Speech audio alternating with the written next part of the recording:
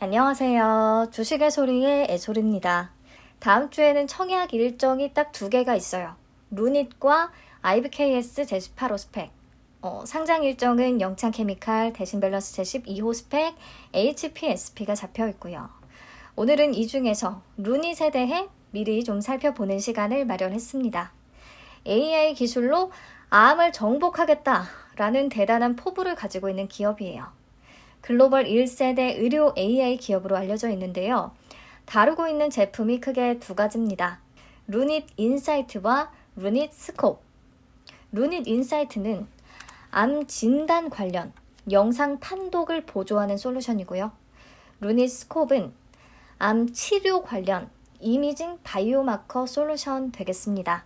뒤에서 제품의 역할을 더 자세히 설명드릴 텐데 어쨌든 이들 제품으로 추구하고자 하는 최종 목표는 암 환자의 생존율을 높이기 위함이다 라고 생각하시면 되겠어요. 자, 그럼 루닛 인사이트부터 설명을 드리겠습니다. 루닛 인사이트도 두 가지로 나뉘는데요. 먼저 흉부 엑스레이 영상에서 10가지 흉부 이상 소견을 검출할 수 있는 AI 솔루션이 있고요. 영상을 보고서 판독하는 의사의 진단을 좀 보조하는 역할을 해주는 거죠. 의사가 발견하지 못하는 아주 적은 크기라든지 좀 복잡한 부분을 AI가 도와주는 거예요. 주로 폐암 진단을 위해 쓰이겠고요. 두 번째는 유방 촬영술 영상에서 유방암 의심 부위를 검출하거나 유방 치밀도를 분류할 수 있는 AI 솔루션이 있습니다. 이거는 유방암 진단을 보조하는 역할을 하고 있겠죠? 자, 근데 과연 AI가 정확한 진단을 할 수 있을까? 사람보다 정확하게 진단할 수 있을까라는 의심이 들잖아요. 하지만 임상 결과를 보면 흉부 엑스레이나 유방 촬영술 영상 분야에서 인공지능이 단독으로 판단할 때 정확도가 가장 높은 것으로 파악이 됐습니다. 현재 검사를 해도 놓치는 암이 생각보다 정말 많거든요. 또 암이라고 잘못 판단을 해서 불필요한 검사를 하게 되는 경우도 정말 많고요. 그래서 이 루닛 인사이트를 활용하면 조금 더 정확하고 효율적인 암 진단이 가능하다라고 보시면 되겠어요. 그리고 폐암과 유방암 포함한 모든 암들이 마찬가지죠. 조기 진단이 굉장히 중요합니다. 초기에 발견되면 생존율이 훨씬 높아지니까. 그런 측면에서 루닛 인사이트를 진작에 적용했다면 폐암 환자의 50%, 유방암 환자의 40% 정도는 조기 진단이 가능했을 것으로 확인이 되고 있습니다. 현재로서는 폐암, 유방암 관련 제품 라인업만 보유하고 있어서 조금 아쉽기는 한데요. 어쨌든 암 진단 분야에 있어서 매우 도움이 되는 그런 AI 솔루션이라는 생각이 들었어요. 자, 그럼 루닛 인사이트 어떻게 시장에 진입하고 있을까요? 자, 흉부 엑스레이나 유방 촬영 기기 시장은 소수의 다국적 기업이 주도하는 과점 시장입니다. 사람 생명과 연관되는 제품이라서 임상 문헌이 많고 브랜드 가치가 높은 제품이 계속 선호가 되니까요. 그래서 현재 GE 헬스케어, 필립스, 지멘스를 포함한 총 10개 정도의 선도 기업이 이 시장 점유율 90% 이상을 기록하고 있는 상황이라고 해요. 그렇다면 루닛은 엑스레이나 유방 촬영기기에 본인 회사의 AI 솔루션을 접목을 시켜서 팔아야 되는 거니까 이 대표 기업들을 꽉 잡고 있는 게 중요하겠죠.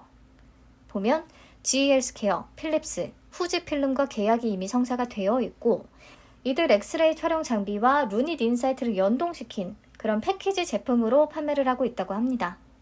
그 밖에 글로벌 의료 영상 전송 시스템 회사들하고도 파트너를 맺고 있고요. 이렇게 파트너사의 시장 지배력을 아주 잘 활용하고 있다는 거예요.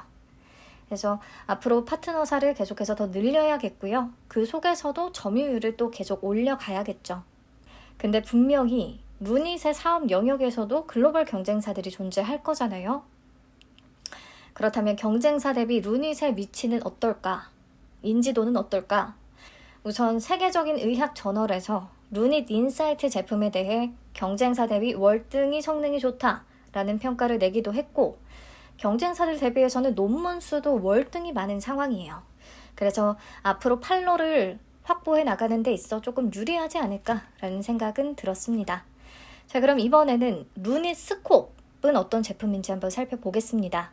여기도 두 가지 제품군으로 나뉘는데요. 첫째, 조직 병리 슬라이드를 분석해 바이오마커의 발현율을 정량화하는 역할을 하는 제품이 있고요.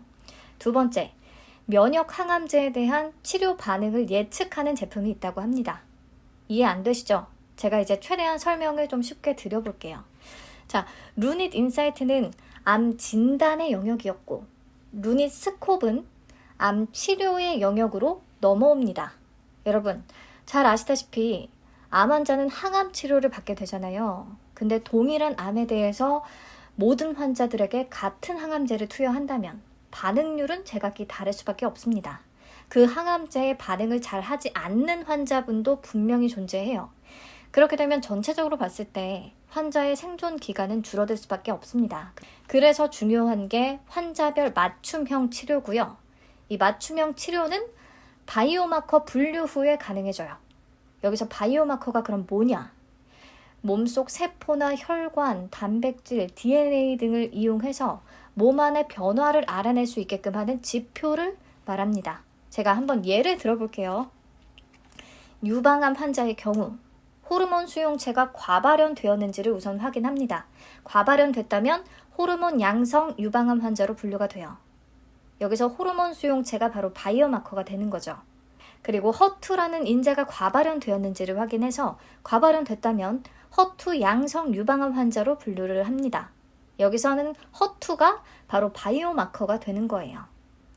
이렇게 바이오마커 분류에 따라 유방암 환자도 타입이 다 나뉘어지고요. 이 타입마다 치료 방법도 달라집니다. 자, 그러면 앞에서 했던 말이 이해가 되실 거예요. 바이오마커의 발현율을 정량화한다고 했잖아요.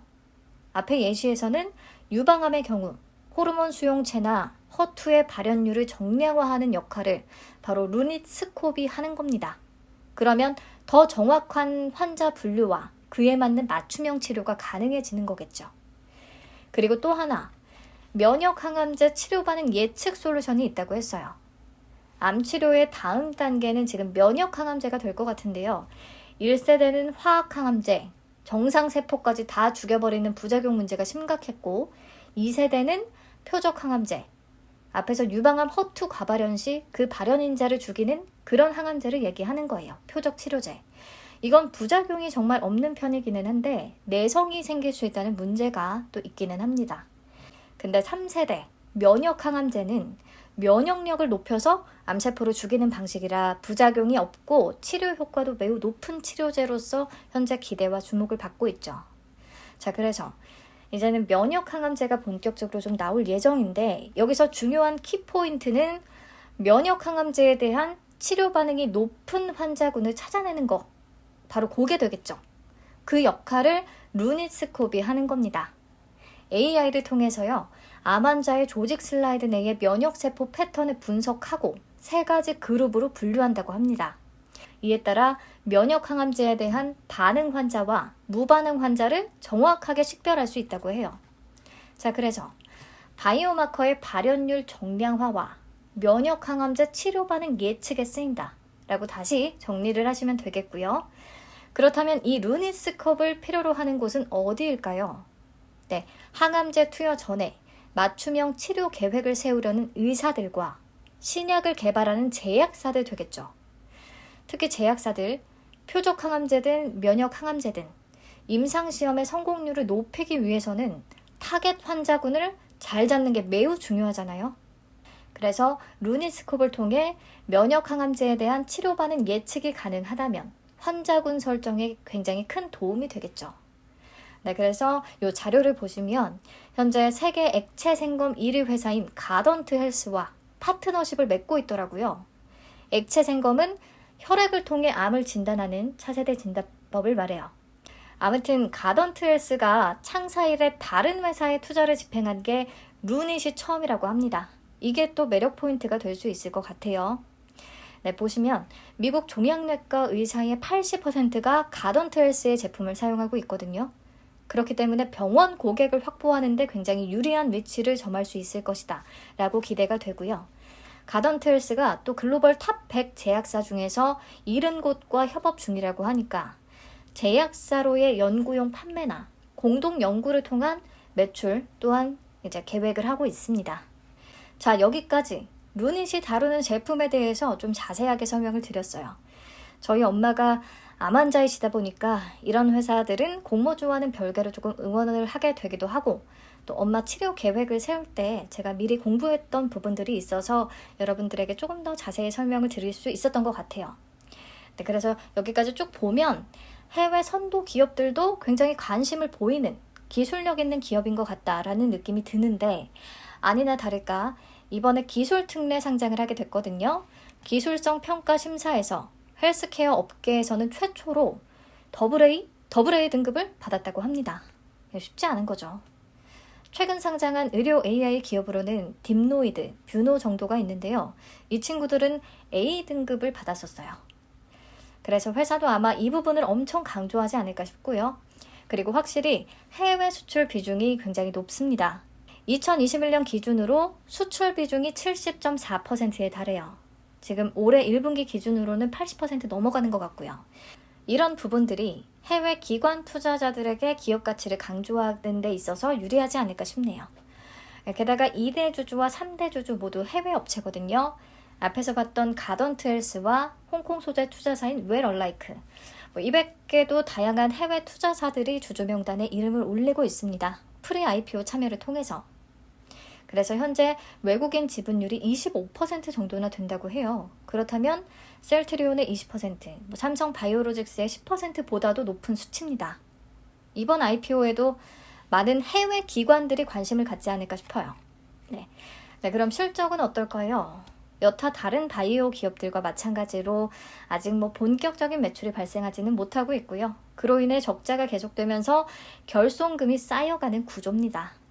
2021년 기준으로 당기순 손실 737억 원이나 돼요. 여러 번 설명을 드렸는데 이렇게 결손금이 계속해서 쌓이면, 적자 규모가 계속해서 늘어나면 회사의 자본 총계가 자본금보다 낮아진 완전 자본 잠식 상태로 빠지기 쉽습니다. 영업활동에 따른 현금 흐름도 계속해서 마이너스를 기록하고 있고요. 작년에 그나마 재무적 투자자들의 전환 우선주가 싹 전량 보통주로 전환이 한번 되면서 완전 자본 잠식 상태에서는 가까스로 벗어났었는데, 작년 11월 프리 IPO를 진행하면서 다시금 전환 우선주를 발행해서 자금을 확충했어요. 그게 또 다 부채로 잡힌 데다가 파생상품 평가 손실로도 잡혀서 올해 1분기 기준으로는 다시 자본 잠식에 빠진 상태입니다. 재무구조 개선이 너무 시급해요. 그래서 이번 IPO를 추진할 수밖에 없었을 겁니다. 자본금을 늘려야 되니까. 네, 아무튼 상장 이후에 공모자금이 유입이 되고 현재 재무적 투자자들의 전환 우선주가 보통주로 다 전환이 되면 부채 비율은 훨씬 개선이 될 수는 있겠는데요. 그렇다 할 수익을 내지 못하고 결손금이 또 계속 쌓이면 언제든지 위험에 빠질 수는 있겠습니다. 네, 넘어가서 공모 내용 볼게요. 총 121만 4,300주를 공모합니다. 공모가 밴드는 44,000원에서 49,000원. 그래서 총 공모 규모는 공모가 상단 기준으로 약 595억 원, 시가총액은 약 5,149억 원 정도가 되겠습니다. 청약은 12일부터 13일까지 진행되고요. 환불은 15일에 바로 됩니다. 상장은 7월 21일로 예정이 되어 있고요. 청약은 NH투자증권에서 가능합니다. 신주 모집 100%로 진행되고요. 우리사주조합에 7%를 배정했는데 공모가 상단 기준으로 약 42억 원 규모 정도가 됩니다. 1인당 평균 배정 금액은 약 1,400만 원 정도 되겠고요. 네, 상장 직후 유통 가능한 물량은 상장 예정 보통 주식수 대비 44.24% 정도예요. 또 기존 주주 비율이 33.49%나 존재합니다. 벤처금융이 10.43%, 기타 기존 주주가 23.06%. 네, 분명히 오버행 우려가 제기되는 그런 공모주라고 할 수밖에 없겠어요. 국내외 다수의 기업들로부터 투자를 계속 유치해왔기 때문에 유통 가능 물량이 많은 건 어쩌면 당연한 거죠. 여기에 미행사 주식 매수 선택권 80만 6,943주가 존재하는데 이 중에서 상장 직후 바로 행사 가능한 수량은 44만 5,315주, 상장 예정 주식 총수의 4.24% 정도가 됩니다. 그리고 앞에서 얘기했듯이요. 재무적 투자자들에게 부여된 전환 우선주가 있어요. 이건 보통주로 전환할 수 있는 권리가 부여된 우선주거든요. 상장 이후 3개월 이내에 보통주로 다 전환이 될 예정이라고 하고요. 근데 다행인 건 상장일로부터 6개월 또는 12개월 동안 의무 보유가 약속되기는 합니다. 그래서 매도 물량으로 조만간 쏟아져 나오지는 않겠지만 보통주로 다 전환이 되면서 상장된 주식 총수 자체가 늘어나게 되면 주당 가치는 떨어지는 주가 희석 위험이 있다는 거, 요 정도는 체크를 하고 계셔야겠어요. 조금 복잡합니다. 어쨌든 유통 가능 물량이 굉장히 많고 기존 주주 비율이 높다는 게 포인트죠. 네, 넘어가서 공모가 어떻게 산정했는지 보겠습니다. 유사 기업으로는 셀바스 AI, 비트컴퓨터, 트윈을 선정했고요. 이들 기업의 PER을 보시면 트윈만 삐죽이 46.53배로 높다는 것을 확인할 수 있어요. 나머지 2개 기업은 28배 정도밖에 안 되고요. 그래서 작년에 신규 상장한 트윈의 높은 밸류에이션 덕분에 전체적으로 평균 퍼가 좀 높아졌다라는 생각이 듭니다. 그리고 적용순이익은 2025년 추정치를 20% 할인율 적용해서 현재 가치로 땡겨왔어요. 넥스트 칩은 24년 추정치를 쓰는 대신 30% 할인율을 적용했었는데 루닛은 25년 가장 먼 미래의 추정치를 쓰는데도 불구하고 할인율 20%밖에 적용하지 않았다. 좀 아쉬운 부분이고요.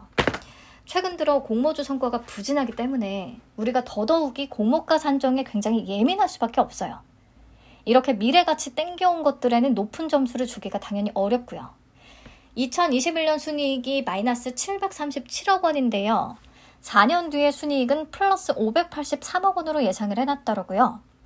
이 회사의 추정치 달성이 가능하려면 제품 매출이 매년 2배 정도씩은 계속 증가해야 한다는 것을 회사 측이 제시한 매출 추정표를 통해서 확인할 수가 있는데요. 이게 과연 현실성이 있는 것일까라는 생각이 먼저 들었습니다. 당연히 앞으로 이 회사가 잘 됐으면 좋겠지만 공모주 투자자 입장에서는 조금 갸우뚱하게 되는 부분이기는 하죠. 아무튼 이렇게 해서 계산한 주당 평가가액이 79,178원 되겠습니다. 여기에 할인율 44.43%에서 38.11%를 적용했어요. 작년 기술 특례 상장 기업들의 평균이 40.67%에서 26.97%였던 것에 비교하면 할인율이 높기는 한데요. 앞에서 이미 주당 평가가액이 고밸류 됐다고 생각을 하기 때문에 큰 의미는 없다고 봅니다. 네, 여기까지 암을 정복하겠다는 이 회사를 쭉 살펴봤을 때 가장 최근에 상장한 보로노이가 떠올랐어요. 보로노이는 암 정밀 표적 치료제 개발을 위한 기술을 보유한 회사였고요. 기술성 평가 등급은 A를 받았습니다. 근데 보로노이 순위 예측 결과 정말 엉망진창이었죠.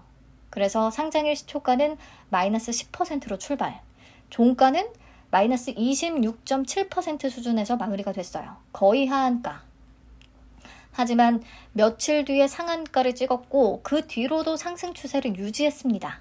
최고가 기준으로 공모가보다 플러스 19% 정도 가까이 올라줬어요. 오늘도 급등세가 나왔고요. 위니어 에이드보다 훨씬 낫습니다. 진짜 다시 생각해도 열받네요.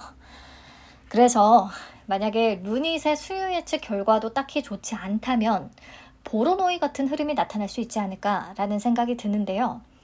근데 또 냉정하게 살펴보면 유통 물량 측면에서 루닛이 더 불리한 조건을 갖추고 있습니다. 그렇죠? 그리고 공모가 산정한 내역도 보면 보로노이보다 루닛이 조금 더 욕심을 부렸다라는 느낌이 들어요. 그리고 보로노이는 공모가 상단 기준으로 봐도 프리 IPO에서 책정됐던 밸류보다는 더 낮은 수준으로 상장을 한 거거든요.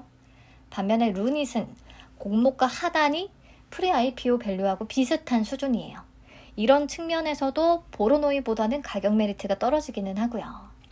네, 그래서 결론적으로 기술력은 분명히 있다. 해외 기관들도 큰 관심을 가질 만큼 매력 포인트가 있는 기업인 건 맞다. 그리고 해외 유수 기업들과 협업 관계를 유지하면서 생각보다 빠른 속도로 점유율을 늘려갈 수는 있겠다. 그리고 오늘 뉴스를 검색해보니까 이런 기사가 나왔더라고요.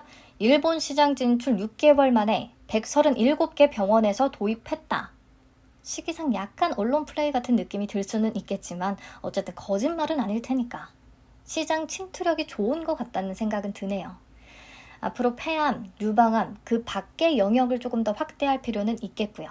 하지만 어쨌든 공모주로서 조건들이 안 좋은 건 분명합니다. 특히 최근 시장에서 투자자들이 가장 예민하게 반응하는 공모가와 유통 물량 부분이 다 마음에 안 들어요.